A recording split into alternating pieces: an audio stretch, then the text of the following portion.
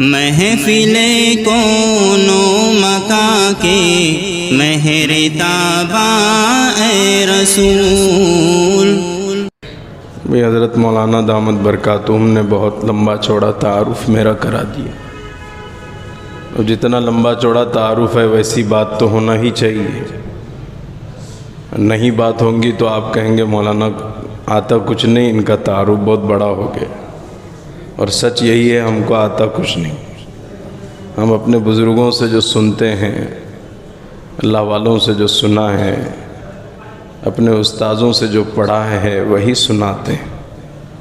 سنانے کا مقصد پہلا یہی ہوتا ہے کہ ان باتوں سے پہلے ہماری اصلاح ہو جائے، ہماری تربیت ہو جائے۔ نیت یہ ہوتی ہے تو اللہ کی مدد بھی ہوتی ہے۔ تو دعا کیجئے کہ اللہ تعالیٰ وہ باتیں کہنے کی توفیق بخشے جس سے میرا اور آپ کا دین و دنیا کا بھلا ہو جائے۔ پھر نیت یہ کیجئے کہ جو باتیں کہیں جائیں گی اس پر انشاءاللہ عمل کریں گے۔ مزید یہ ہے کہ اس خیال سے کبھی مجالس میں مت بیٹھیے کہ دیکھتے ہیں نیا مولوی آیا ہے کیا بول کر جاتا ہے، بات پسند آئے گی تب تک سنیں گے، نہیں پسند آئے گی مجلس سے اٹھ کر چلے جائیں گے۔ یہ دینی مجالس کی بے قیمتی اور بے قدری ہے، اس گناہ سے توبہ کر لیجیے۔ بیٹھ جائیے، دینی مجلس ہے۔ حدیث پاک میں نبی علیہ السلام نے فرمایا لا یشقى جلیسہم، ان مجلسوں میں بیٹھنے والا بد نصیب نہیں ہوتا، جو بیٹھتا ہے کچھ نہ کچھ پا کر جاتا ہے۔ عمل کی باتیں، علم کی باتیں لے گا، علم سمجھ میں آ گیا عمل کرے گا، نہیں سمجھ میں آیا تب بھی باقی تو رہے گا، کبھی نہ کبھی عمل کرے گا۔ اور اگر عمل نہیں کرتا ہے، یاد بھی نہیں رکھتا ہے، اتنا فائدہ تو ضرور ہے کہ دین کی مجلس میں شرکت کا ثواب مل جاتا ہے۔ اس سے اور بڑا فائدہ یہ ہے کہ جن لوگوں کے ساتھ بیٹھا کل قیامت میں انہی کے ساتھ اٹھایا بھی جائے گا۔ تو یہاں بیٹھنے والا محروم نہیں ہے، اس لیے مجالس کو پکڑو، وہاں بیٹھو، جہاں معلوم ہوا شریک ہو جاؤ۔ صحابہ کی سنت ہے، ہم صحابہ والی سنت کو زندہ کریں۔ میں بھی اس کا محتاج ہوں، آپ بھی محتاج ہیں، اللہ ہم سب کو توفیق بخشے۔ ماشاءاللہ قاری صاحب نے قرآن پڑھا، ہر حرف پہ 10 نیکی ہے، سننے والوں کو 5 نیکیاں تو ہیں ہی ہیں۔ کتنا بہترین قرآن، ایمان زندہ ہو جائے، قرآن سے مردہ دل کو زندگی ملتی ہے۔ قاری صاحب نے نعت پڑھی، ماشاءاللہ نعت بھی بہترین، حضور کا تذکرہ، نبی کا ذکر مبارک جس سے ایمان کو تازگی ملتی ہے۔ کیا بھلا یہ مجلسیں بد نصیبوں کی ہو سکتی؟ پھر مولانا کی بات ہوئی، اب ہمیں بھی بولنے بیٹھایا گیا، تو دین کی عظمت پیدا کرو۔ جب تک دلوں میں عظمت نہیں ہوگی اللہ نہیں دے گا، عظمت ضروری ہے، اور جب عظمت پیدا ہو جائے گی اللہ خوب نوازے گا۔ اللہ ہمیں توفیق دے گا، کریں گے ہمیشہ ہر مجلس میں، اسی کا ارادہ رکھو۔ بات کسی کی سمجھ میں آئے نہ آئے، بعض مرتبہ علمی بات بہت گہرائی کی ہوتی ہے، نہیں سمجھ میں آتی، اس وقت ہم تبصرہ کرتے ہیں پتہ نہیں مولانا کیا بول کر چلے گئے۔ بعض مرتبہ ایسا ہوتا ہے کہ باتیں بہت سادی سیدھی ہوتی ہیں، تو ساتھی یہ چاہتے ہیں سننے والے کہ بہت ٹاپ کا بیان ہونا چاہیے، بھاری باتیں ہونی چاہیے تھی، یہ کیا سادے سیدھے، یہ تو ہم کو سب معلوم ہے۔ ٹھیک ہے بھائی، معلوم سب ہے، آپ یہ بھی محاسبہ کیجئے جتنا معلوم ہے اتنا عمل بھی کر رہے ہیں کہ نہیں کر رہے ہیں۔ اگر نہیں کر رہے ہیں تو سمجھو کہ یہ جو آ کر گیا اور سادے سیدھے انداز سے بول کر گیا، اس نے بھولا ہوا سبق یاد دلایا، اس کا ہم پر احسان ہے، اس کا ہم پر احسان ہے، اس پہ خوش ہونا چاہیے۔ باتیں وہی پرانی ہیں جی، 1450 سال سے سنتے آ رہے ہیں بھائی، نیا کہاں سے لائیں گے؟ لیکن یہ بات ہے کہ اسی پرانی بات میں نئی زندگی چھپی ہوئی ہے۔ اللہ ہمیں اس کا یقین عطا فرمائے۔ تو یہ ابتدائی باتیں ذہن سازی کے لیے، خود اپنے آپ کو بھی آپ کے درمیان موجود ہونے کا احساس دلانے کے لیے میں نے کچھ باتیں عرض کی ہیں۔ تو آپ انشاءاللہ بات شروع ہوگی، بات جب تک ہوگی آپ تب تک انشاءاللہ بیٹھیں گے. بھاگ کر جانے کا پلان مت کیجیے کہ بھئی بات پسند نہیں آئی، پتہ نہیں کیا بول رہا ہے. چلے آپ کے اٹھنے سے اور کوئی دوسرا اٹھ سکتا ہے، مجلس میں بے احترامی ہو سکتی ہے، اس سے ہم محروم ہو جائیں گے. جو اللہ کی طرف سے دولت ملنے والی ہے اس سے ہم محروم نہ ہو جائیں، اس کا خیال رکھیں. اللہ ہم سب کو اس کی توفیق عطا فرمائے. الحمد للہ الذی کفا وسلام علی عبادہ الذین اصطفى. اما بعد فاعوذ باللہ من الشیطان الرجیم. بسم اللہ الرحمن الرحیم. یا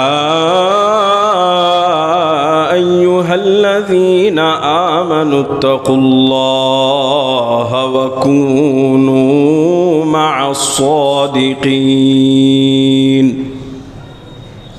وقال تعالى والذي جاء بالصدق وصدق به فأولئك هم المتقون.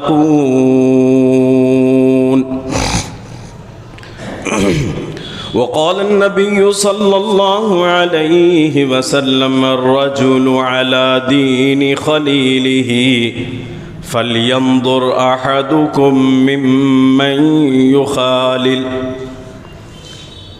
صدق الله العظيم وصدق رسوله النبي الكريم ونحن على ذلك من الشاهدين والشاكرين والحمد لله رب العالمين. قابل قدر علماء اعظام، حفاظ قرآن،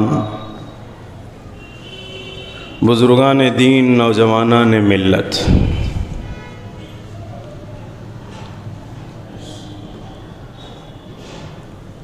اللہ رب العزت نے نعمت اسلام سے ہمیں نوازا ہے. اللہ کے ہاں سب سے محبوب دین اسلام ہے.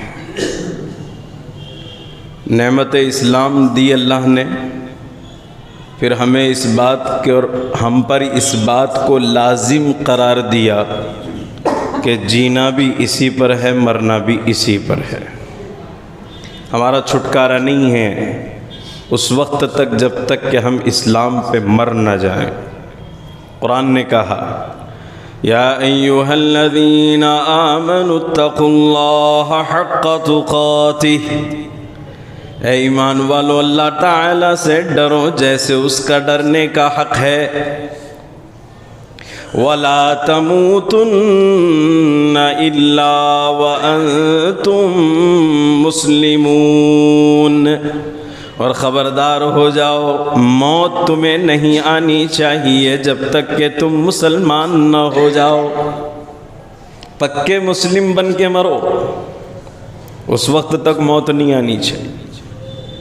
اسی لیے حضرت یعقوب علیہ السلام نبی ہیں، اپنے بیٹوں سے کہتے ہیں یا بنی ان اللہ اصطفى لکم الدین فلا تموتن الا وانتم مسلمون.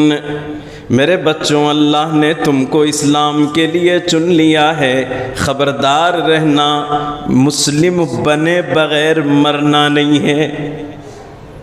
مرنا مت جب تک کہ پکے مسلمان نہ بن جاؤ. ادھر باپ نے وصیت کی، ادھر بیٹے نے دعا کر دی. یوسف علیہ السلام نے توفنی مسلما والحقنی بالصالحین. اے اللہ مجھے مسلم موت عطا فرما، نیکوں کے ساتھ میرا حشر فرما. دعا کر رہے ہیں یوسف علیہ السلام. اس وقت تک چھٹکارا نہیں ہے جب تک کہ ہمارا اسلام پر خاتمہ نہ ہو جائے. اللہ ہمیں اس اہمیت کو سمجھنے کی توفیق عطا فرمائے. خاتمہ نہیں ہے، اور اسلام بھی سچا اسلام چاہیے، کچا نہیں چلے گا. اور جھوٹ موٹ کا نام اسلام کا نہیں چلے گا، پکا چاہیے۔ کیوں؟ اس لیے کہ اللہ سچائی کو پسند کرتے ہیں، جھوٹ کو ناپسند کرتے ہیں۔ سچائی کو پسند کرتے ہیں، جھوٹ کو ناپسند کرتے ہیں۔ شروع خطبے میں میں نے یہی آیت پڑھی جس میں اللہ رب العزت فرماتے یا ایھا الذین آمنوا اتقوا اللہ وکونوا مع الصادقین۔ مولانا نے بتایا کہ یہ اصلاحی مجلس ہے، اور اصلاحی مجالس میں یہ آیت بہتوں مرتبہ آپ نے ماشاءاللہ علماء سے، اکابرین سے سنی ہوگی، قرآن میں پڑھی ہے آپ نے۔ اللہ رب العزت فرماتا ہے ایمان والو اللہ سے ڈرو اور سچوں کے ساتھ ہو جاؤ۔ ایمان والو اللہ سے ڈرو اور سچوں کے ساتھ ہو جاؤ۔ ہم اسی پر انشاءاللہ کلام کریں گے، بات کریں گے۔ اللہ کا حکم ہے ایمان والو اللہ سے ڈرو اور سچوں کے ساتھ ہو جاؤ۔ یہ سورۃ التوبہ کی آیت ہے جہاں غزوہ تبوک کا واقعہ اللہ نے پہلے بیان فرمایا۔ وہ 3 صحابہ جو تبوک میں شریک نہ ہو سکے، فضائل میں آپ نے کئی بار اس کو سنا پڑھا ہوگا، جن میں حضرت کعب رضی اللہ تعالیٰ عنہ بھی موجود ہیں۔ انہوں نے شرکت نہ کرنے کی وجہ اور سبب بتلائی، اور جو سچ تھا وہی بتلایا کہ مال و دولت نے، گھر کی مشغولی نے سستی میں ڈال دیا، میں شریک نہ ہو سکا۔ اللہ تعالیٰ کو ادا پسند آئی، اللہ نے نجات عطا فرمائی۔ کیوں تو حبیب پاک صلی اللہ علیہ وسلم فرماتے ہیں الصدق ینجی والکذب یہلک، سچائی نجات دیتی ہے اور جھوٹ ہلاک کر دیتا ہے۔ سچائی نجات دیتی ہے، جھوٹ ہلاک کر دیتا ہے۔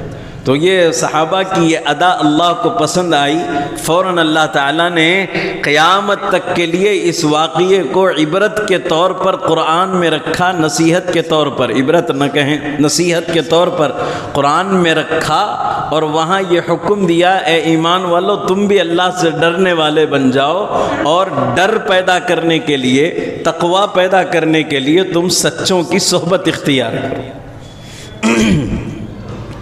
تم تقوی اختیار کرو، سچوں کی صحبت اختیار کرو۔ قرآن کریم نے جگہ جگہ تقوی کے فضائل کو بیان کیا ہے، تقوی کا حکم دیا گیا ہے، مگر یہاں اللہ تعالیٰ نے تقوی کو، جس کو آپ نے کئی بار سنا ہوگا، تقوی والا ہے، متقی بندہ ہے، بہت نیک بندہ ہے، متقی بندہ ہے، آپ کئی بندوں کے تعارف کرا چکے ہیں۔ قرآن کریم کہہ رہا ہے کہ تقوی اختیار کرو اور صادقین کی صحبت اختیار کرو۔ اس آیت میں اللہ تعالیٰ نے تقوی کے حاصل کرنے کا طریقہ بھی بتا دیا کہ تقوی حاصل کرنے کا طریقہ یہ ہے سچوں کی صحبت اختیار کرو، اس لیے کہ تقوی ایک سچی دولت ہے، یہ سچوں کی صحبت سے ہی ملا کرتی۔ صادقین، صادق کی جمع ہے، اور صادق صدق سے بنا ہے۔ صدق کے معنی سچائی ہے، اللہ کو پسند ہے، اللہ کو صدق پسند ہے، کذب ناپسند ہے۔ اور جس کی زندگی میں صدق آ جائے، قرآن کریم نے فرمایا وہی حقیقت میں متقی ہے۔ والذی جاء بالصدق وصدق به فاولئک هم المتقون۔ جو سچائی کے ساتھ آ جائے اور سچائی پر جمع رہے، اللہ فرماتے ہیں وہی سچے معنی میں متقی لوگ ہیں۔ اب سچائی جو ہم لوگ مارکیٹ میں سچائی بولتے ہیں، وہ صرف بول کے لیے سمجھتے ہیں کہ سچ بولنے والا سچا ہے۔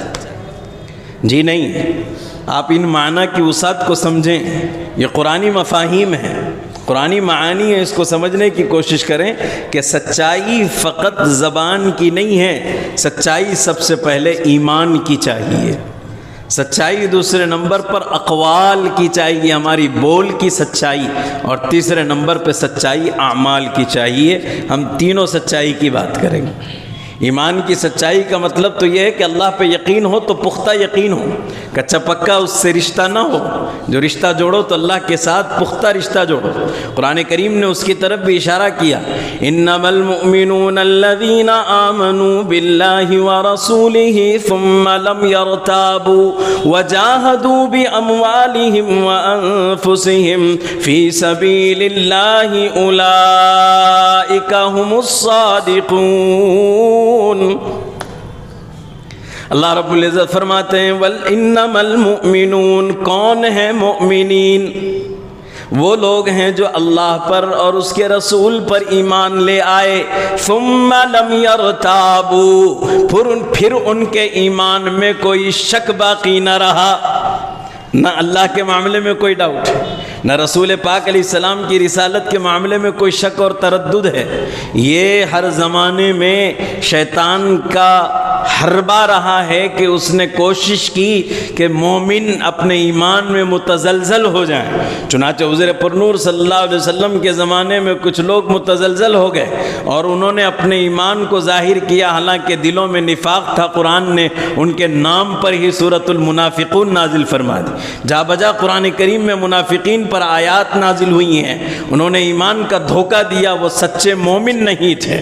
کچھ لوگ وہ تھے جنہوں نے ایمان تو قبول کر لیا مگر وہ سچائی کے ساتھ ایمان پر باقی نہیں رہ سکے، پھر ان کے ایمان میں تردد پیدا ہو گیا اور ارتداد کا نعوذ باللہ شکار ہو گئے، اور وہ دور سیدنا ابو بکر صدیق رضی اللہ تعالی عنہ کا دور تھا، اور وہ 2 سال کا زمانہ ابو بکر صدیق کا اسی ارتداد کے مقابلے کا دور گزرا، اور وہ دور اللہ نہ کرے کہ کبھی کسی زمانے پر آ جائے جو ہم اس وقت اپنی آنکھوں سے دیکھ رہے ہیں کہ لوگوں کو اپنے ایمان میں شک واقع ہو گیا ہے، رسول اللہ صلی اللہ علیہ وسلم کے معاملے میں متزلزل ہو رہے ہیں، اللہ کے معاملے میں ان کا ایمان کمزور ہوتا جا رہا ہے۔ اگر ایسا ہے تو قرآن کہتا ہے یہ مومن نہیں ہو سکتے۔ انما المؤمنون الذین آمنوا باللہ ورسولہ ثم لم یرتابوا، اللہ اور اس کے رسول پر ایمان لانے کے بعد کوئی ریب، کوئی شک، کوئی تردد ان کے ایمان میں باقی نہیں رہنا چاہیے۔ انہیں یہ کہہ دینا چاہیے کہ تم ہمارا ملک لے لو، تخت و تاج لے لو، ہماری زمینیں لے لو، ہمارے مال و متاع لے لو، ہمارے خزانے لوٹ لو، جو چاہا ہم سے لے لو، حتیٰ کہ ہماری جان لے لو، ہمارے جسم کے پرزے اور ٹکڑے ٹکڑے کر ڈالو، ہماری ہڈیاں جلا دو آگ میں اور اس کو خاک کر دو، یہ سب دینا ہمارے لیے گوارا ہے، مگر الحمدللہ ہمارا ایمان دینا تم کو ہمارا گوارا نہیں۔ ہم ایمان نہیں دیں گے، ایمان کا سودا نہیں کریں گے۔ ثم لم یرتابوا، جی تردد ہی نہیں ہونا چاہیے، یہ ایمان کا معاملہ ہے۔ اللہ کے معاملے میں بھلا کیسا شک ہے؟ ہم قرآن میں پڑھ رہے ہیں اور ہر نماز میں، ہر رکعت میں پڑھ رہے ہیں ایاک نعبد و ایاک نستعین، ہم تیری ہی بندگی کرتے ہیں، تجھی سے مدد چاہتے ہیں۔ بندگی سچی ہونی چاہیے، جھوٹی نہیں، اللہ سے تعلق سچا ہو۔ صدق کی فضیلت ہے، سچوں کو اللہ پسند کرتے ہیں، جھوٹوں کو اللہ پسند نہیں کرتے، یہ بات یاد رکھیں۔ آج بیان اسی بات پر اور اسی سچائی کے ساتھ ہم کہیں گے کہ صادقین کی صحبت کا فائدہ ہے۔ پہلے صادق کسے کہتے ہیں اسے تو سمجھیں، صادق صدق سے ہے، صدق سچائی کو کہتے ہیں، اور سچائی صرف بول چال میں نہیں رہی بھائی، سچائی کے معنی کو وسعت دیجئے۔ سچائی سب سے پہلے ایمان میں پیدا کرنے کی ضرورت ہے، اور ہر زمانے میں تھی نہ تھی، اس زمانے میں سب سے زیادہ ضرورت، اس زمانے میں سب سے زیادہ ضرورت ہے کہ ہم ایمان کے سچے ہو کر کے میدان میں اتر آئیں، اور جب ہمارا ایمان سچا ہوگا تو انشاءاللہ اس سچائی کا اثر ان ظالموں پر پڑے گا جن کے پاس ایمان ہی نہیں ہے، وہ ہماری سچائیوں کو دیکھ کر کے ایمان میں داخل ہو جائیں گے انشاءاللہ۔ جو صحابہ کرام رضوان اللہ تعالی اجمعین کا ایمان، ان کے ایمان میں سچائی تھی، اور اسی سچائی نے دشمنان اسلام کو اسلام لانے پر مجبور کر دیا کہ ہمت کا بازار ہے، اور اس بازار کے اندر میں گیہوں بیچنے والا آ گیا، بیچنے والے، فروخت کرنے والے صحابی رسول بھی ہیں، ایک یہودی بھی ہے، اور اس نے ایمان فروخت کرنے کا ارادہ کیا۔ ایک یہودی خریدار بن کر آیا اور اس نے کہا کہ آپ کے ہاں گیہوں کتنے کا ہے؟ انہوں نے فرمایا کہ یہ اتنے کا ہے اور یہ اتنے کا ہے۔ دیکھنے والے نے دیکھا تو گیہوں تو دونوں سیم نظر آ رہا ہے، پھر دونوں کی قیمت آپ الگ الگ کیوں بتا رہے ہیں؟ صحابی رسول نے فرمایا یہ کچا ہے، یہ پکا ہے، پکے کی قیمت اتنی ہے، کچے کی قیمت اتنی ہے۔ اس آنے والے یہودی نے کہا کسے پتہ چل رہا ہے کہ یہ کچا ہے یہ پکا ہے؟ صاف نظر آتا ہے کہ دونوں ایک جیسے ہیں، ایک کی قیمت میں بیچ دیتا کتنا اچھا ہوتا۔ سرکار کے غلام نے کہا نہ، اللہ تو دیکھ رہا ہے، اللہ تو دیکھ رہا ہے۔ ہمارے نبی کا حکم ہے ہیں، جیسی خریدی ہے ویسے ہی مال کو فروخت کرو، یہ ہمارا ایمان کہتا ہے۔ ہمارا ایمان اس کی اجازت نہیں دیتا کہ ہم کسی کو جھوٹ بول کر کے بیچیں، دھوکہ دے کر کے بیچیں۔ جس میں سچائی ہوگی وہ سچائی پہ چلے گا، اپنا بھی فائدہ کرے گا، دوسروں کو بھی فائدہ پہنچائے گا۔ جو جھوٹا ہوگا خود بھی نقصان اٹھائے گا، دوسروں کو بھی دھوکہ دے گا، دوسروں کو بھی نقصان پہنچائے گا، جی خود بھی نقصان اٹھائے گا، دوسروں کو بھی۔ فرمایا نہیں، یہ تو ہمارے نبی کا حکم ہے، اللہ دیکھ رہا ہے، یہ نیا ہے، یہ مال پرانا ہے، آپ ان میں سے جو چاہیں خرید لے۔ سبحان اللہ، یہودی کہتا ہے یہ بعد میں خریدا جائے گا، جس نبی نے تجھے ایمان کا کلمہ پڑھایا وہ کلمہ مجھے بھی پڑھا دے، میں پہلے تجھ سے ایمان لے لوں، اس کے بعد تیرا گیہوں لے لوں، پہلے ایمان تو لے لوں پھر گیہوں لے لوں۔ یہ ہے ایمان کا پاور۔ جب سچا ایمان ہوتا ہے تو جھوٹوں کے دلوں پہ سچائی کو پیدا کر کے چلا جاتا ہے۔ اللہ ہمیں اس اہمیت کو سمجھنے کی توفیق بخشے۔ ہاں، اللہ ہمیں اس اہمیت۔ ایک صحابی، اسی واقعے پر اور واقعہ، ملک شام ہی کا بازار لگا ہوا ہے، ایک صحابی گیہوں فروخت کر رہے ہیں، ان کے پاس ایک یہودی خریدار آ گیا، کہا بابا یہ گیہوں کتنے کا؟ فلاں اتنے کا ہے، لیکن فرمایا وہ سامنے ایک دکان ہے، میرے پاس سے مت خریدو، وہ سامنے سے خریدو، میرے پاس سے مت خریدو، وہ سامنے کی دکان سے خریدو۔ یہودی کہنے لگا ٹھیک ہے، وہاں سے خرید لیتا ہوں۔ وہ گیا، خرید کر لایا، بھاؤ بھی وہی تھا، چیز بھی وہی تھی، خرید تو لیا، واپس پلٹ کر آیا، بابا کیا بات ہے؟ گیہوں وہی ہے جی، ریٹ بھی وہی ہے، آپ کے پاس بھی تھا، پھر آپ نے مجھے وہاں کیوں بھیجا خرید لانے کے لیے؟ آپ بھی بیچ سکتے تھے۔ اس یہودی کو صحابی رسول نے جواب دیا، دراصل صبح سے اب تک میری بکری کئی بار ہو چکی ہے، یہ میرا سامنے والا بھائی یہودی ہے مگر اس کے بھی بچے ہیں، اس کی صبح سے بکری نہیں ہوئی ہے، اس کے بچے بھوکے نہ مر جائیں، اس خیال سے میں نے کہا میری بکری ہو گئی، میرا آج کا کوٹھا پورا ہو گیا، بھائی اس کے دکان سے خرید لے، اس کا بھی بھلا ہو جائے گا۔ آنے والا خریدار بھی یہودی، جس کی دکان کی طرف ایمان بھیجا وہ بھی یہودی، اور ادھر بیچنے والا سچے ایمان والا۔ کہا بھائی وہ گیہوں تو اس سے میں نے خریدا، اب تیرا ایمان میں خریدتا ہوں، مجھے مومن بنا دے۔ کہا اشہد ان لا الہ الا اللہ و اشہد ان محمد الرسول اللہ۔ یہ ایمان قلوب میں راسخ ہو چکا تھا، وہ سچائی پیدا کر چکا تھا، اس سچائی کا اثر تھا کہ دنیا میں انقلاب آتا چلا گیا۔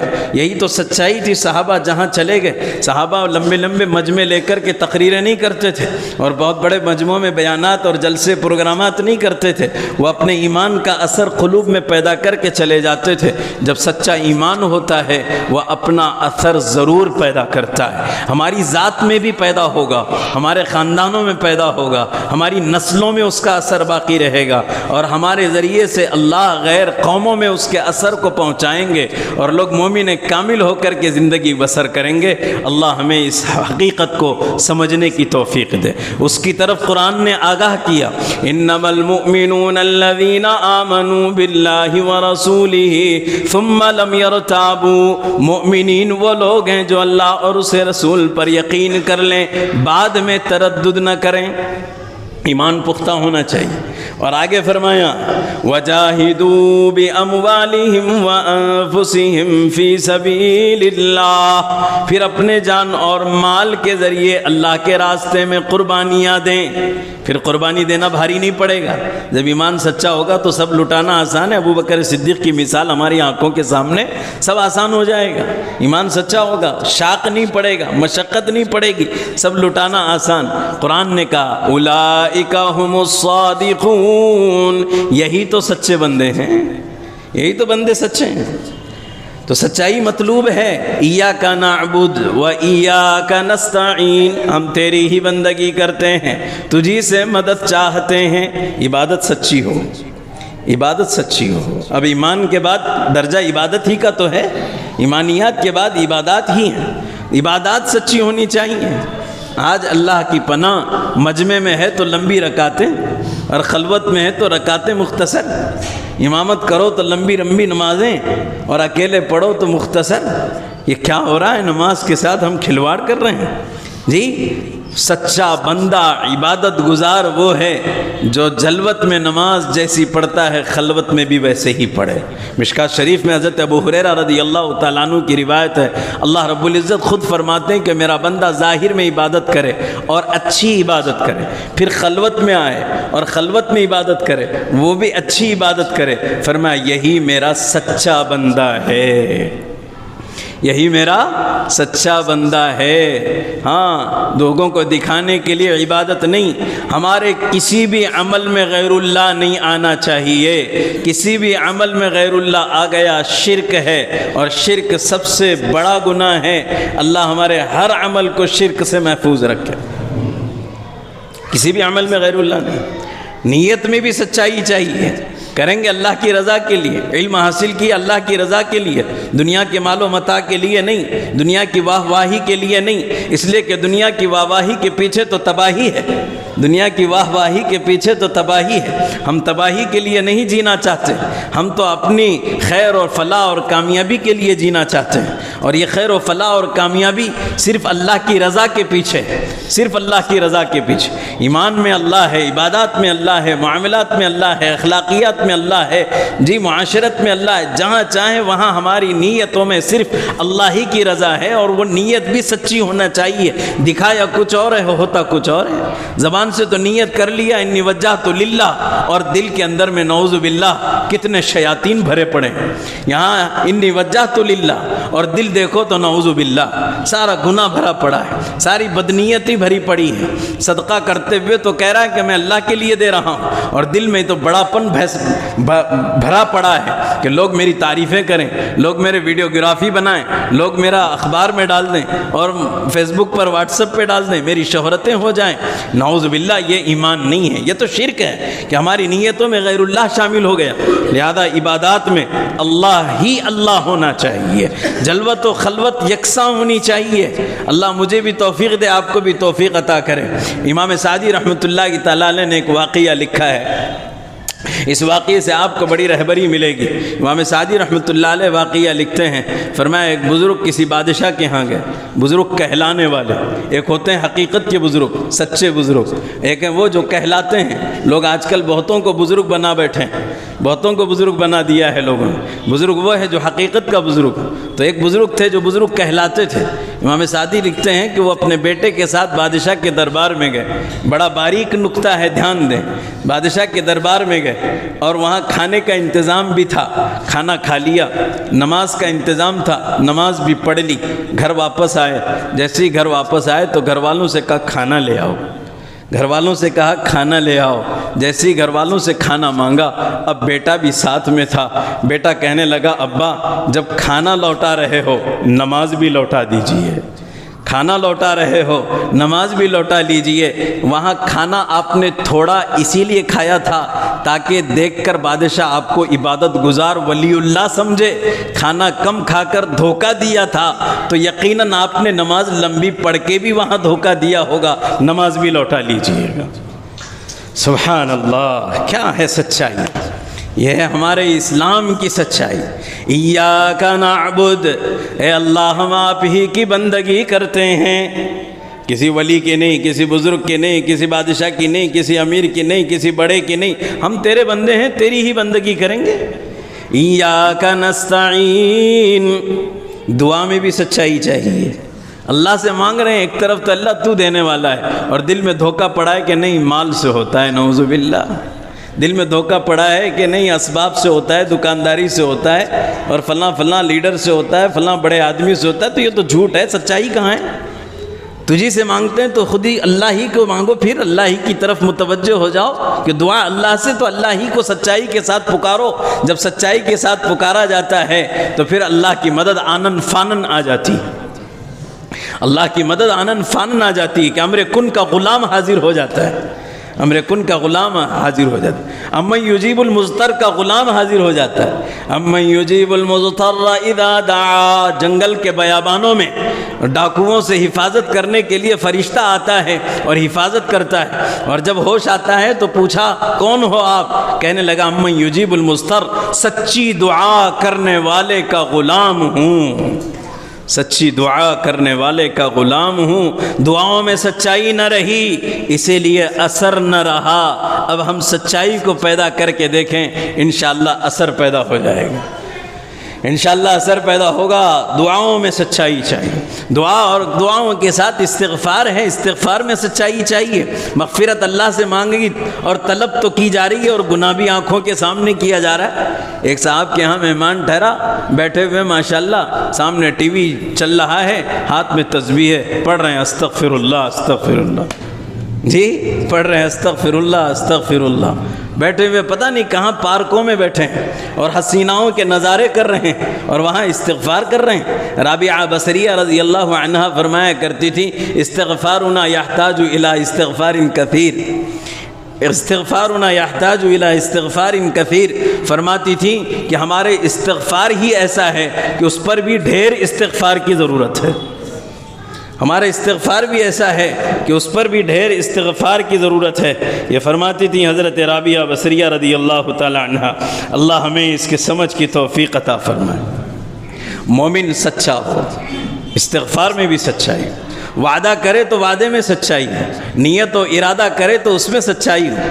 انس رضی اللہ تعالیٰ عنہ کے چچا انس بن نضر رضی اللہ تعالیٰ عنہ جنگ بدر میں شریک نہ ہو سکے، انہوں نے ارادہ کیا کہ اب احد کا اگلا موقع آئے گا تو اسلام کی جنگ میں ضرور شریک ہوں، چنانچہ شرکت فرمائی۔ اور اول مرحلہ میں سب کو معلوم ہے احد میں پہلے مسلمانوں کو شکست ہوتی نظر آئی، حضور پاک علیہ السلام کے چچا شہید ہو گئے، آپ کے دندان مبارک شہید ہو گئے اور آپ علیہ السلام کو بھی زخم آیا، اور اس وقت حضرت انس بن نضر رضی اللہ تعالیٰ عنہ نے ارادہ کیا تھا اگلا موقع ملے گا تو انشاءاللہ ضرور شرکت کروں گا۔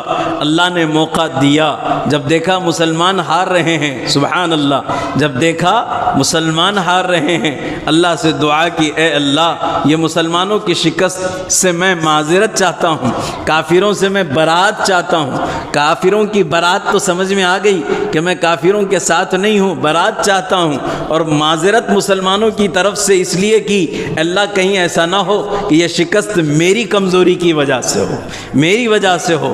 ہر مومن کو خدا کرے یہ خیال آ جائے کہ ملک پر اور عالم اسلام پر آنے والے حالات میری بدعملی کی وجہ سے ہیں، اور اللہ سے استغفار کرنے لگیں، انشاءاللہ حالات پلٹ جائیں گے، انشاءاللہ حالات پلٹ جائیں گے۔ تو انہوں نے پکا اور سچا ارادہ کیا تھا، آئندہ موقع ملا تو جنگ کے میدان میں اتروں گا، اتر گئے، معذرت کی اللہ سے، اور اس کے بعد فرمایا الحمدللہ مجھے احد پیچھے سے جنت کی خوشبو آ رہی ہے، مجھے احد کے پیچھے سے جنت کی خوشبو آ رہی ہے۔ لڑتے لڑتے شہید ہو گئے، شہید ہوئے تو ایسا ہوئے سبحان اللہ کہ ان کے جسم پر تلواروں اور نیزوں کے 80 سے زیادہ زخم تھے، تلوار اور نیزوں کے 80 سے زیادہ زخم تھے۔ ادھر قرآن اترتا ہے اور کہتا ہے، اللہ رب العزت ارشاد فرماتے ہیں کہ مومنین میں بعض وہ لوگ ہیں کہ جو سچے ہیں، من المؤمنین رجال صدقوا ما عاهدوا اللہ، یہ آیات اتر رہی ہیں۔ مومنین میں بعض بندے وہ ہیں صدقوا ما عاهدوا اللہ، انہوں نے اللہ سے جو وعدہ کیا اس کو پورا کر دکھایا، جو وعدہ کیا اس کو پورا کر دکھایا۔ یہ انس بن نضر رضی اللہ عنہ ہیں۔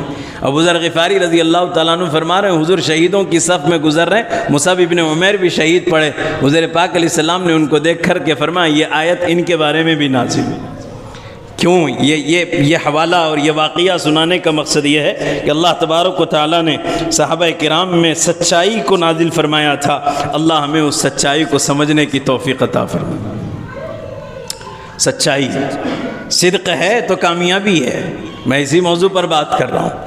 اسماء بنت ابی بکر رضی اللہ تعالی عنہا فرماتی ہیں حضور پاک علیہ السلام کے پاس ایک خاتون آئیں اور فرمایا یا رسول اللہ صلی اللہ علیہ وسلم، میں اگر اپنی سوتن سے یہ کہوں کہ شوہر نے مجھے فلاں فلاں چیز دلائی ہے تو یہ میرا کہنا کیسا رہے گا؟ بات سمجھ رہے ہیں آپ؟ میں اپنی سوتن سے اگر یہ کہوں، کیوں؟ چڑ لانے کے لیے، اس کو غصہ دلانے کے لیے، اس کو جلانے کے لیے۔ اگر میں یہ کہوں کہ میں تیرے شوہر نے مجھے فلاں فلاں چیز دلائی ہے، یہ اگر میں اس سے کہوں تو کیسا رہے گا؟ حضور پاک علیہ الصلوۃ والسلام نے فرمایا المتشبع بما لا يعطى كلابس ثوبي زور۔ حضور پاک علیہ السلام نے فرمایا جس کو کچھ نہیں دیا گیا وہ لوگوں سے یہ کہتا پھرے کہ مجھے فلانی چیز دی گئی، وہ جھوٹ کے 2 لباس پہننے کے برابر ہے۔ ایک تو دیا نہیں اور دوسرے بولتا پھر رہا ہے کہ دیا گیا۔ ایک کے بجائے جھوٹ کے کتنے لباس اس نے پہنے؟ 2 لباس پہنے۔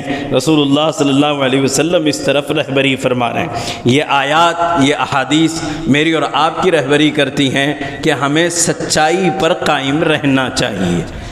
زبان میں سچائی ہو، میں نے شروع میں کہا ایمان میں سچائی، عبادتوں میں سچائی، دعاؤں میں سچائی، استغفار میں سچائی، وعدہ کرو تو وعدے میں سچائی، جی کسی سے گفتگو کرو تو گفتگو میں سچائی۔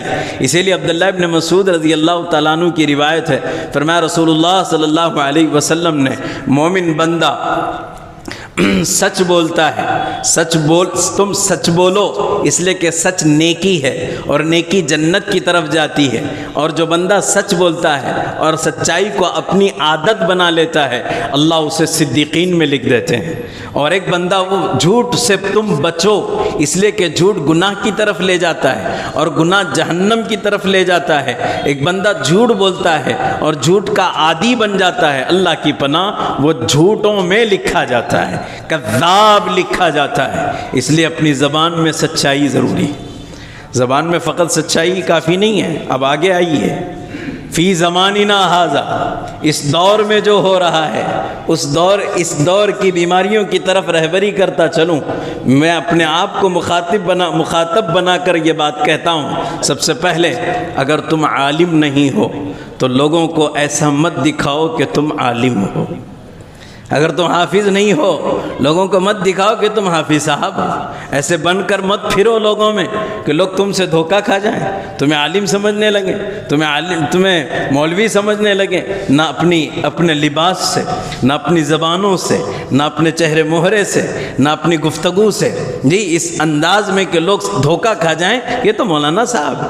حتیٰ کہ کوئی عالم ہے اور اسے کوئی مسئلہ معلوم نہیں ہے، لوگ اس سے مسئلہ دریافت کریں، عالم کی ذمہ داری ہے، معلوم ہے تو بتا دے، نہیں معلوم تو گول مول باتیں نہ کرے، وہ مسئلہ نہ بتائے بلکہ رک جائے اور صاف کہہ دے مجھے نہیں معلوم ہے، مجھے نہیں معلوم ہے، ورنہ جھوٹ کا گناہ اس کے نامہ اعمال میں لکھا جائے گا۔ ایک آدمی ہے تو غریب لیکن اپنی غریبی کو چھپانے کے لیے جھوٹ بولتا ہے۔ جھوٹ اگر اس لیے بولتا ہے کہ تاکہ لوگوں کے صدقے و زکوٰۃ سے بچے، اس لیے جھوٹ بولتا ہے تب تو ٹھیک ہے، لیکن جھوٹ باضابطہ جھوٹ بولنا تو کسی بھی صورت میں جائز نہیں ہے۔ لیکن جتاتا ایسا ہے، جیسے آج کل مارکیٹ میں کسی سے ملو، کیا کرتے ہیں آپ؟ چھوٹی سی دکان چلاتا ہوگا، نہیں بولے گا میں چھوٹی دکان چلاتا ہوں، کہ 2-3 کاروبار ہیں، 2-3 کاروبار ہیں، جی فلاں فلاں یہ بھی کرتا ہوں وہ بھی کرتا ہوں، سائڈ بزنس بھی ہے اور پلاٹنگ بھی ہے اور فلانا بھی کیا ضرورت ہے؟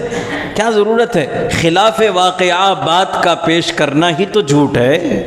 خلاف واقعہ پیش کرنا بات کا یہی تو جھوٹ ہے۔ جو آپ کرتے ہو وہی سچ بتا دو۔ آپ کی عزت و مرتبہ کسی کے ہاتھ میں نہیں ہے، عزت و مرتبہ اللہ کے ہاتھ میں ہے۔ جو سچ ہے وہی بتاؤ۔ اس وقت دنیا میں عام ہو گیا ہے، ہر انسان اپنی قابلیت جتانے کے پیچھے پڑا ہوا ہے اور سب جھوٹ بنا کر کے پیش کرتا ہے۔ میں اگر مولوی ہوں، ایک چھوٹی سی مسجد کا امام ہوں، مجھے اگر کوئی پوچھ لے مولانا آپ کیا کرتے ہیں؟ امامت ہے، مکتب بھی ہے، اس کا ناظم بھی ہوں اور ماشاءاللہ دعوت میں بھی چلتا ہوں اور فلاں اور مجالس بھی ہوتی ہیں، بیانات کرتا پھرتا ہوں۔ یہ کیا ضرورت ہے اس ملمہ سازی کی؟ سچائی کو بیان کر دو، الحمدللہ ایک چھوٹی سی مسجد میں امامت کی خدمت کر رہا ہوں، کافی ہے، اتنا کہہ دو کافی ہے۔ یہ بازار کے اندر جو جھوٹ پھیلتا چلا گیا ہے، دینی طبقے میں بھی پھیل گیا ہے، سمجھداروں کے طبقے میں گھس گیا ہے۔ جو سچائی ہے اس کو پیش کرو، اس لیے کہ اللہ سچوں کو پسند کرتا ہے۔ یحب الصادقین، نہ صرف اللہ تعالیٰ سچائی کو حکم دے رہے ہیں بلکہ اللہ سچوں سے محبت کرتے ہیں، سچوں سے محبت کرتے ہیں۔ صحابہ کا مقام ان کے صدق کی وجہ سے ہے، انبیاء کا مقام محبت ان کی سچائی کی بنیاد پر ہے۔ صحابہ کو مقام معرفت و کمال کمال ان کی سچائی کی بنیاد پر حاصل ہوا۔ ہمارے جتنے اکابرین و مشائخ تھے الحمدللہ سب سچ بولنے والے تھے، سب سچ بولنے والے تھے۔ ہمارے حضرت اردوئی رحمۃ اللہ علیہ سے کسی نے کہا حضرت آپ کا مشغلہ؟ حضرت نے فرمایا نورانی قاعدہ پڑھاتا ہوں۔ حضرت نے فرمایا نورانی قاعدہ محی السنہ تھے، اللہ اکبر، محی السنہ تھے۔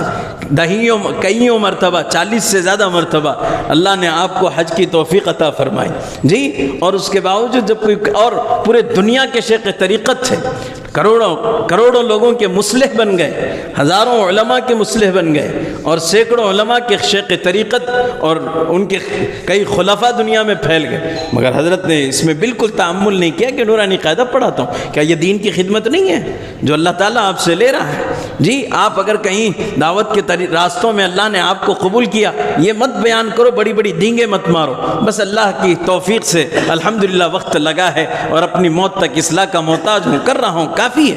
کس نے آپ سے پوچھا کہ کس کس ملک میں آپ کا وقت لگا؟ کیا ضرورت ہے ان سب ڈینگے مارنے کی؟ جو سچائی ہے اس کو پیش کرو۔ سچائی تو یہ ہے کہ ہم ایمان کے نہایت کمزور ہیں، اور یہ ہمارے ایمان کی کمزوری ہمیں بے چین کر دیتی ہے، اور یہی کمزوری ہمیں بڑا پن بتانے کے لیے مجبور کرتی ہے، اور ہم وہ سب بڑے پن بتاتے ہوئے مارکیٹ میں بیٹھ جاتے ہیں جو حقیقت میں ہمارے پاس کچھ بھی موجود نہیں۔ یہ سچائی کی ضرورت ہے کہ ہم اپنی طبیعتوں میں سچائی کو پیدا کریں، قول میں سچائی، عمل میں سچائی اگر ہے انشاءاللہ کامیابی قدم بوس ہوگی۔ اللہ ہمیں ان باتوں کی اہمیت کو سمجھنے کی توفیق عطا فرمائے۔ رتی برابر بھی رسول اللہ صلی اللہ علیہ وسلم نے جھوٹ کو پسند نہیں فرمایا، اللہ نے پسند کیا، نہ رسول پاک علیہ السلام نے پسند فرمایا۔ عبداللہ ابن عامر رضی اللہ تعالیٰ عنہ ایک صحابی ہیں، فرماتے ہیں کہ میں چھوٹا تھا بچپن میں، میری والدہ نے مجھ سے کہا عبداللہ ادھر آؤ ہم تمہیں کچھ دیں گے، عبداللہ ادھر آؤ ہم تمہیں کچھ دیں گے۔ حضور پاک علیہ السلام نے سنا اور امی سے پوچھا، میری امی سے کیا دینا چاہتی تھی؟ انہوں نے کہا اللہ کے نبی میں اپنے بیٹے کو کھجور دینا چاہتی تھی۔ حضور پاک علیہ السلام نے فرمایا اگر تو اس کو کھجور نہ دیتی تو تیرے نامہ اعمال میں ایک جھوٹ لکھا جاتا، تیرے نامہ اعمال میں ایک جھوٹ لکھا جاتا۔ اب آپ اپنے بچوں کو دن میں کتنی مرتبہ جھوٹ بلا کر کے دھوکہ دے رہے ہیں، کتنی مرتبہ اپنی اولادوں کو دھوکہ دیا۔ یہ دھوکہ نہیں دیا، آپ نے ان کو ایک سبق سکھایا، بیٹے دھوکہ ایسے دیتے ہیں۔ اپنی اولاد کو تربیت دی، بیٹے دھوکہ ایسے دیتے ہیں جیسا تیرا باپ تجھے دے رہا ہے، تیری ماں تجھے دے رہی ہے۔ اگر آپ کو کچھ دینا نہیں ہے تو کیوں اولاد کو جھوٹ سکھایا؟ کتنی حسین تربیت کی ہے رسول اللہ صلی اللہ علیہ وسلم نے۔ میں لچھے دار تقریر نہیں کر رہا ہوں، میں اس آیت کا سبق اور اسی کی تفسیر و تشریح سنا رہا ہوں جو علماء کرام نے ہمیں بتائی ہیں، سمجھائی ہیں۔ اللہ ہمیں سمجھ کی توفیق دے۔ اپنی اولاد کے ساتھ بھی سچ بولو، اسی میں نجات رکھی اللہ تعالیٰ نے، اور اسی کا حکم مجھے اور آپ کو دیا گیا۔ احادیث کا انبار ہے۔ عبادہ ابن صامت رضی اللہ تعالیٰ عنہ فرماتے ہیں رسول اللہ صلی اللہ علیہ وسلم نے فرمایا جو آدمی 6 باتوں کی ضمانت دے میں اسے جنت کی ضمانت دیتا ہوں۔ سبحان اللہ، جو 6 باتوں کی ضمانت دے میں اسے جنت کی ضمانت دیتا ہوں۔ نمبر 1 فرمایا بات کرے تو سچ بولے، وعدہ کرے تو پورا کرے، امانت رکھی جائے تو اس امانت کا حق ادا کرے، اپنی شرمگاہ کی حفاظت کرے، اپنی نظر کو نیچا رکھے، اپنے ہاتھ کو ظلم سے بچائے۔ کتنی پیاری حدیث، کتنی پیاری روایت ہے۔ حضور فرما رہے ہیں تم یہ کر لو میں تمہیں جنت کی ضمانت دیتا ہوں، تم یہ کر لو میں تمہیں جنت کی۔ کتنا آسان ہے، یہ اعمال بھاری نہیں ہے۔ میں قرآن حدیث سنا رہا ہوں، یہ اعمال بہت بھاری نہیں ہے، ہم عمل کریں اللہ ہمارے لیے آسانیاں پیدا کرے گا۔ جی جب بات کرو سچ بولو، امانت میں خیانت مت کرو، وعدہ خلافیاں مت کرو۔ مارکیٹ میں کتنا سچ چل رہا ہے، کتنا سچ بک رہا ہے آپ مجھ سے زیادہ جانتے ہیں۔ جھوٹ بول کر کوئی عثمان غنی نہیں بن سکتا، جھوٹ بول کر عثمان غنی نہیں بن سکتے۔ عثمان غنی بننا ہے تو سچ بولنا پڑے گا، عثمان غنی بننا ہے سچ بولنا پڑے گا۔ جی امانتوں میں خیانت مت کرو، امانت کا حق ادا کرو، امانت کا حق ادا کرو۔ کہ وہ واقعہ فضائل صدقات میں آپ نے پڑھا، ڈھیروں بکریاں، ڈھیروں اونٹ، آ گیا امانت لینے والا، کبھی میں نے فلاں درہم آپ کے پاس امانت رکھے تھے، آپ مجھے عنایت کر دیں۔ اس نے کہا یہ بکریاں، یہ اونٹ، یہ سب آپ ہی کا ہے کہ اللہ کے بندے کیوں مذاق کر رہا ہے، کیوں مذاق کر رہا ہے؟ نہیں، مذاق نہیں، سچ میں آپ ہی کی امانت ہے۔ آپ کہو میرے پاس امانت رکھی تھی، میں نے اسی سے یہ ساری دولت خریدی اور اسی میں اللہ نے برکت دی۔ اتنے سال تک اس امانت کی حفاظت فقط نہیں کی، اتنی بکریاں چرائیں، اتنے اونٹ چرائے، وہ ساری حمالیاں کی، ساری مزدوریاں کی، 1 روپیہ بھی واپس کمیشن نہیں مانگا، مطالبہ نہیں کیا، امانت تھی، یہ امانت آپ واپس لے جاؤ۔ صحابہ کی زندگیاں ہمارے لیے نمونہ ہیں، اللہ ہمیں اس کی توفیق بخشے۔ وعدے کرتے ہو، کتنے وعدے صبح سے شام تک کتنوں سے کیے، کتنے جھوٹے ہو گئے، کتنوں کو دھوکہ دیا۔ ابھی آیا 1-2 پل میں اور نماز کے بعد ملاقات کروں گا، اتنے بجے میں آپ سے ملوں گا، سبحان اللہ، کیوں دھوکہ دیا؟ کتنے شادی کے دعوت ناموں میں آپ نے لکھا 10 بجے نکاح ہے، یہ وعدہ کیا ہے آپ نے، پوری 2 خاندانوں کے ساتھ وعدہ کیا۔ اگر تم نے خدا نہ خواستہ وقت پر نکاح نہیں کیا، 2 خاندان کے ایک فرد کو تم نے دھوکہ دیا ہے۔ اتنے ساروں کے ساتھ وعدہ خلافی کا گناہ کل خدا کے سامنے کس منہ سے حاضری دو گے؟ کیا جواب دیا جائے گا؟ یہ جھوٹ کو ختم کرو، یہ وعدے خلافیاں ختم کرو، معاشرہ سدھر جائے گا، ایمان کی اصلاح ہوگی، معاشرے کی اصلاح ہو جائے گی، نیکیاں نمودار ہوں گی اور کفر دوڑا ہوا اسلام کی طرف چلا آئے گا۔ کیوں وعدہ خلافیاں؟ اپنی شرمگاہ کی حفاظت کرو، اپنی نظریں نیچے رکھو۔ قل للمؤمنین یغضوا من ابصارہم ویحفظوا فروجہم۔ نظر نیچی رکھنے کا کمال یہ ہے، جہاں نظر جھکی وہاں شرمگاہ محفوظ ہے، جہاں نظر اٹھی وہاں شرمگاہ بھی غارت ہو گئی، وہاں گناہ ہی گناہ ہے۔ اپنے ہاتھوں کو ظلم سے بچاؤ۔ عبادہ ابن صامت فرماتے ہیں، حضور نے فرمایا یہ 6 ضمانت تم دو، جنت کی ضمانت میں دیتا ہوں۔ اللہ ہمیں سمجھ کی توفیق دے۔ اور ایک روایت میں رسول کریم صلی اللہ علیہ وسلم نے عبداللہ ابن عمر کی روایت، اس سے بھی زیادہ مزے کی کہانی سنا رہا ہوں، اس سے بھی زیادہ مزے کی لذیذ ترین روایت ہے، اور میرے دوستو اگر آپ نے یہاں اس سے گرا باندھ لی بیڑا پار ہے۔ حضور پرنور صلی اللہ علیہ وسلم نے فرمایا عبداللہ ابن عمر سے، ابن عمر 4 خصلتیں اگر تیرے اندر ہیں، 4 خصلتیں اگر تیرے اندر ہیں اور پوری دنیا بھی تیری چھین لی جائے کسی بات کا ڈر نہیں۔ 4 خصلتیں تجھ میں ہیں، پوری دنیا بھی تیری چھن جائے کسی بات کا ڈر نہیں۔ فرمایا امانت کو ادا کرو، امانت کو ادا کرو، بات کرو تو سچ بولو، اپنے اخلاق کو درست کرو، اپنے اخلاق کو درست کرو۔ یہ پورے دین کا پیش خیمہ ہے، یہ عظیم ترین دعوت ہے۔ رسول اللہ صلی اللہ علیہ وسلم خلق عظیم لے کر آئے، پورا قرآن کے اخلاق، آپ کی ذات اس کا نمونہ ہے، اور سب سے زیادہ ہمارا دین اخلاق سے پھیلا ہے۔ اخلاق درست کرو، اور چوتھے فرمایا لقمے کی پاکیزگی اختیار کرو، کھانا پاکیزہ ہو، کھانا پاکیزہ ہو۔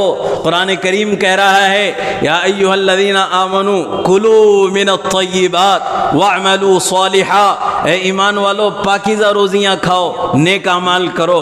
علماء نے نتیجہ نکالا جتنے روزیاں پاک ہوں گی اتنے اعمال پاکیزہ ہوں گے، جتنی روزی میں ملاوٹ ہوگی اتنے اعمال گندے ہوتے چلے جائیں گے، جتنا نیکوں کا اور متقیوں کا کھائے گا اتنا ہی متقی بنتا چلا جائے گا۔ حضور پاک علیہ السلام فرماتے ہیں تجھے دوستی رکھنا ہے مومن سے دوستی رکھ، لا تصاحب الا مؤمنا، لا تصاحب الا مؤمنا ولا يأكل طعامك الا تقي، ولا يأكل طعامك الا تقي۔ حضور فرماتے ہیں دوستی رکھ تو مومن کی دوستی رکھ، اور کھانا تیرا کھاوے تو کوئی اللہ والا ہی کھائے، کوئی متقی کو ہی کھلا، متقیوں کو کھلاؤ۔ تو اسٹیج سجا کر کے وہ ان جھوٹوں کو مت بلا کر کے کھلاؤ لقمے جن جھوٹوں نے تمہارے معاشرے کو برباد کیا ہے، جن جھوٹوں نے تمہارے خاندانوں اور سوسائٹیوں کو برباد کیا، جنہوں نے تمہارے دین کو برباد کیا، جنہوں نے تمہاری مسجدوں کو برباد کیا، اور تم بڑے پن سے ان کی دعوتیں کر کر کے اسٹیج سجا سجا کر شادی خانوں کو آباد کر کر کے دنیا کو یہ پیغام دیتے ہیں کہ ہم ان کے چیلے چپاٹے ہیں، ہم ان کے چاپلوس ہیں، ہم ان کے تلوے چاٹنے والے ہیں۔ نعوذ باللہ، نبی نے اعلیٰ دعوت کا معیار بتایا جس کے دسترخوان پر علماء ہوں، اللہ اللہ والے ہوں، متقی ہوں، روزے دار ہوں، وہ دنیا کا حسین ترین دستر ہے، وہ دنیا کا عمدہ دستر ہے، جس کے دستر پر اسلام دشمن ہوں، جھوٹے لوگ ہوں، منافق ہوں اور بازاری لوگ ہوں، عیاش پسند لوگ ہوں، ایسے لوگ اگر ہیں، یہ دنیا کا ذلیل دسترخوان ہے۔ لا یاکل طعامک الا تقی، جی وہ حدیث میں پہلے کمپلیٹ کر لوں۔ عبداللہ ابن عمر فرما رہے ہیں، حضور نے فرمایا 4 خصلتیں تیرے اندر ہیں اور اس کے بعد پوری دنیا بھی چھین جائے کوئی ڈر کی بات نہیں، امانت میں خیانت نہ ہو، امانت ادا کرو، سچائی اختیار کرو، اخلاق عمدہ پیدا کرو اور لقمہ پاکیزہ ہو۔ قرآن کہہ رہا ہے یا ایھا الذین آمنوا کلوا من الطیبات واعملوا صالحا، اے ایمان والو پاکیزہ کھاؤ، نیک اعمال کرو۔ ہاں پاکیزہ کھاؤ اور نیک اعمال، جتنا پاک کھاؤ گے اتنے اعمال نیک ہوں گے۔ امام احمد ابن حنبل استاذ کے گھر میں مہمان ٹھہرے، جب استاذ کے یہاں آئے تو اپنی بیگم سے استاد نے ان کے کہا کہ آج ایک بڑا اللہ والا میرے گھر مہمان بننے والا ہے، اس کے لیے کھانے کا انتظام کر دینا، کمرے کا جو ہے ان کے سونے رہنے سہنے کا انتظام کر دینا۔ وہ اللہ والے نے اللہ والی سے کہا، آنے والا بھی اللہ والا، میزبان بھی اللہ والا امام شافعی، اور شاگرد امام احمد ابن حنبل وہ بھی اللہ والا، اور ان کی بیگم بھی اللہ والی، سب ایک دوسرے کو پہچاننے والے۔ کھانا تیار ہوا، بستر بھی لگا، وہاں دستر بھی لگا، مصلی بھی رکھ دیا، وضو کا لوٹا بھی رکھ دیا۔ کھانا جو پیش کیا گیا مہمان کو، ماشاءاللہ مہمان نے پورا کھانا ہضم کر لیا، سارا کھانا کھا لیا۔ بستر جو تھا ویسے ہی کچھ سلوٹوں کے ساتھ نظر آیا صبح میں، مصلی جہاں تھا وہیں، وضو کا لوٹا جہاں تھا وہی، مہمان چلا گیا۔ حضرت کی اہلیہ نے کہا یہ کیسا مہمان ہے، آپ اسے اللہ والا کہہ رہے تھے، مصلی تو جہاں تھا وہیں رکھا ہے، وضو بھی اس نے نہیں کیا، وضو کا لوٹا بھی رکھا ہوا ہے، اور کھانا تو ماشاءاللہ پورا کھا گیا، یہ بھلا کیسا اللہ والا۔ حضرت نے کہا بھی بات ٹھیک ہے، انہیں جاتے ہوئے روک لو، وجہ پوچھ لیتے ہیں۔ جب جانے لگے روک لیا، وجہ پوچھی، بابا تمہاری اماں کو یہ شکایت ہے، استاد ہے شاگرد ہیں، اور شاگرد کے لیے استاذ کی بیوی ماں ہوتی ہے، تمہاری اماں کو شکایت ہے بیٹا ایسا ایسا معاملہ ہوا، کیا وجہ ہے بتا دو۔ اب حضرت نے فرمایا حضرت بات دراصل ایسی ہے، جب آپ کا پاکیزہ دستر سجا، وہ لقمے میرے سامنے آئے، اللہ اکبر، ہر لقمے سے آپ کی پاکیزہ کمائی کا نور چھلک رہا تھا۔ دل نے سوچا اتنا نورانی کھانا شاید زندگی میں پھر نہ ملے، میں کھاتا چلا گیا۔ احمد یہی تو وہ نور ہے جسے اپنے جسم کا حصہ بنا لے، اپنی روح کا حصہ بنا لے۔ میں کھاتا چلا گیا، میں نے پورا کھانا کھا لیا، اور حضرت کھانے کے بعد اسی جگہ بیٹھا 40 عظیم الشان مسائل کا استنباط کیا، اسی کو لکھتا بیٹھ گیا، یاد کرتا پڑھتا بیٹھ گیا۔ وضو ٹوٹا ہی نہیں تو وضو کا لوٹا کیوں اٹھاؤں، مصلی پر بیٹھنے کی نوبت نہیں آئی، رات ساری نمازیں پڑھتا اتنا ثواب نہ ملتا، ایک مسئلہ لکھنے کا ثواب رات ساری 1000 عبادت گزاروں کے عبادت سے زیادہ ہے۔ وہ کام میں نے انجام دیا آپ کی پاکیزہ روزی کی برکت سے۔ اس لیے ایک حدیث میں ابو سعید خدری کی روایت ہے، تم متقی کا کھاؤ، متقیوں کو کھلاؤ، کھاؤ بھی نیکوں کا، کھلاؤ بھی نیکوں کو۔ اب جب کھا کر آپ اٹھتے ہو دستر سے، دعا دیتے ہو نا، دعا دیتے ہو افطر عندکم الصائمون صلت علیکم الملائکہ، جی اکل طعامکم الابرار۔ سبحان اللہ، کیا عظیم دعا سکھائی۔ دعا کیا دے رہے ہیں آپ؟ کھانا کھانے کے بعد میزبان کو دعا دی، آپ کے دستر سے روزے دار افطار کریں، آپ کے دسترخوان سے نیک لوگ کھائیں، اور آپ پر فرشتے رحمت برساتے رہیں۔ یہی تو دعا سکھائی حضور نے۔ معلوم ہوا عالی دستر یہی ہے، عالی شان دستر یہی ہے۔ تو حضور نے یہ 4 خصلتیں تیرے اندر ہیں، کوئی دنیا کا ڈر تجھے باقی نہیں رہے گا۔ اللہ وہ صفات ہم میں پیدا کرنے کی توفیق دے۔ یہ سچائی کی بات چل رہی ہے کہ سچائی کا حکم دیا گیا، ایمان میں سچائی، اعمال میں سچائی، زبان پر سچائی ہونا چاہیے، اور اسی سچائی کو حاصل کرنے کی ترغیب قرآن کریم میں دی گئی۔ یا ایھا الذین آمنوا اتقوا اللہ وکونوا مع الصادقین، اے ایمان والو تقوی اختیار کرو، اور تقوی اختیار کرنے کے لیے صادق بندوں کی صحبت اختیار کرو۔ جی کیوں بھائی؟ مولانا رومی کہتے ہیں صحبت صالح ترا صالح کند، صحبت طالح ترا طالح کند، نیکوں کی صحبت میں بیٹھے گا نیک بنے گا، بروں کی صحبت میں بیٹھے گا برا بن جائے گا۔ جیسوں کی صحبت ویسے اثر کرتی ہی ہے، اور دنیا کے نوجوانوں کو تو یہ سمجھانے کی ضرورت نہیں، آج کل جو ہم دیکھ رہے ہیں سب سے زیادہ معاشرہ جو بگڑ رہا ہے برے دوستوں کی صحبت سے بگڑ رہا ہے۔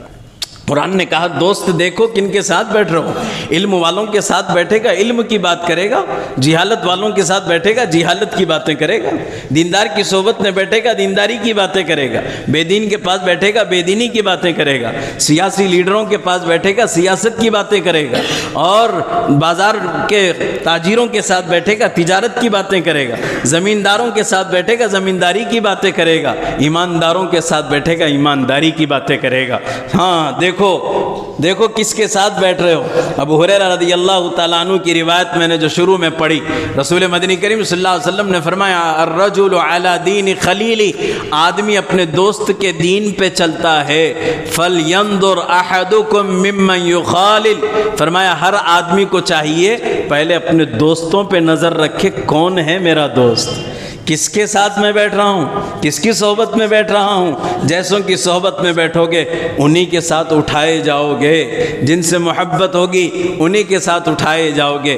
آیت کریمہ نصیحت ہے اس واقعہ تبوک کے بعد تمام مومنین کے لیے اور قیامت تک کے لیے، ہم اور آپ یہاں سے اٹھیں اس عزم و استقلال کے ساتھ، انشاءاللہ ہم اپنے ایمان میں، اپنے اعمال میں، اپنی زبان میں سچائی کو پیش کریں گے۔